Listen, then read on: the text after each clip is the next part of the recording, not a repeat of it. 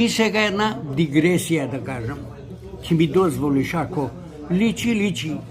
Ако не личи, ќе избришеш. Нема да бришеме. За Дончо, селекторот национале, секој При збора една истражен. пригода дава еден бивши центарфор на Вардар. Неќам името да му го спомнам. И го прашуваат кои му биле тренери. Тој кажува дека му бил тренер Посанецов. Вишневец. Вишневец, Вукашин Вишневец. И дека од него постанал голгетер. А некој си Андон Дончевски или Дончо, така наречено, голгетер, 5 пати повеќе голови што дал од него, не го спомнува.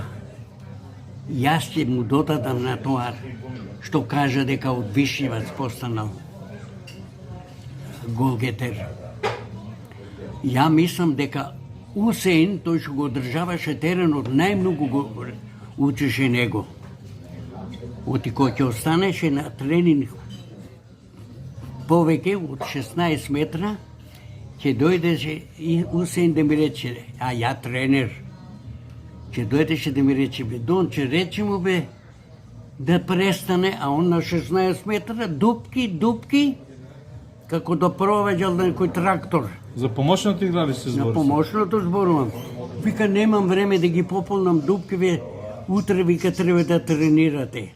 Да сакам да ти кажам, биди величина и како човек, биди величина си бил едно известно време. Меѓутоа, не го стигна, нити му се доближи на Горан Пандев. Оти резултатите на Горан Пандев зборуваат. Нема споредба. Кој нема споредба. Да не те прекинам само.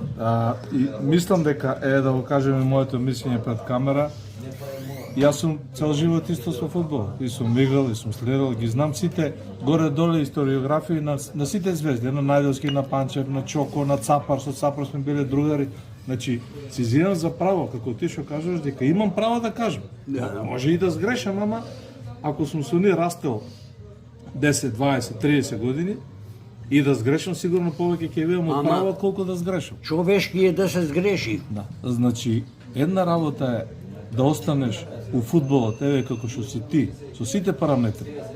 А друга работа е да останеш у фудбалот како најдобар стрелец. Тоа се две различни работи. Така е. Значи имало фудбалери, играле, постигнувале голови и после ги нема, се повлекуваат. Ама и тоа е човечки. Како комета, ќе светне и ќе се изгаси. А да бидеш,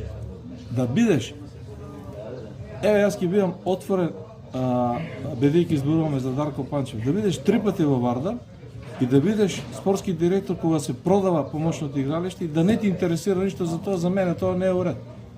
Тоа е најмалку незаинтересираност. Тоа е катастрофа. Јас го кажувам со аргументи, ова никого не напада. И со неговата забрана Вардар трпеше. Не можеше многу работи да исправи околу примањата. Он стави забрана. Само ако ми дозволиш. Повели. Нема да го елаборираме. Помошното игралиште, за кое ти зборуваш кога си имал 12 години, Да. кога мајка ти нозите ти ги ставала со оците и со кромите, си ги враќал топките, е продадено за 540.000 евра и е купено од физичко лице и релевантни име и презиме, има документи, има имотен лист, у време кога председател на клубот е Мирко Спасовски, вардарец, а директор Дарко Панчев. Се, што треба ја да кажам повеќе? Ништо не кажува повеќе, зборовите и ситуацијата кажува кој. И јас нити измислувам, нити додавам, нити нешто напаѓам, уште помалку сум злонамерен. Мене ме боли само за помошното игралиште. Ме боли. И сега, од сенката своја никош не може да се избегаш.